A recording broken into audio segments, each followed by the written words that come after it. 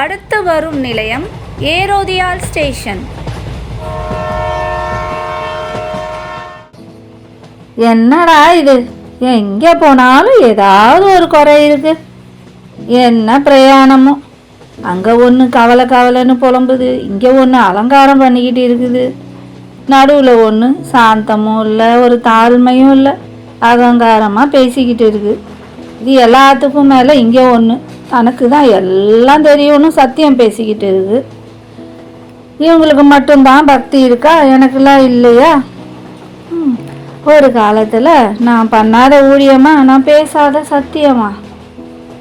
ஏதோ எங்கள் பாஸ்டர் அம்மா தான் எல்லா கூடவும் ஐக்கியத்தில் இருக்கணும், இவங்களோட இணைந்து பிரயாணம் பண்ணுன்னு சொன்னாங்க. எனக்கு தலைக்கு மேலே 1008 வேலை இருக்குது. எல்லாத்தையும் விட்டுட்டு வந்தேன் பாரு.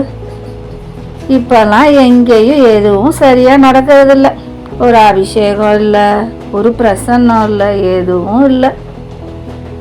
மன அமைதிக்காக சர்ச்சுக்கு போகலான்னு பார்த்தா அங்கே பாஸ்டர் ஒரு வசனத்தை எடுத்து நம்மளையே திட்டுற மாதிரியே பேசுகிறாரு.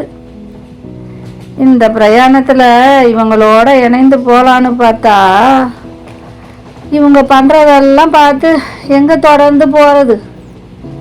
இதுக்கு மேலே இவங்க கூடலாம் சேர்ந்து முன்னேறி செல்ல முடியாது. ஆளை விழுங்கடா சாமி, நான் இங்கேயே இறங்கிக்கிறேன். அடுத்த நிலையம் சால்ட் பில்லர்.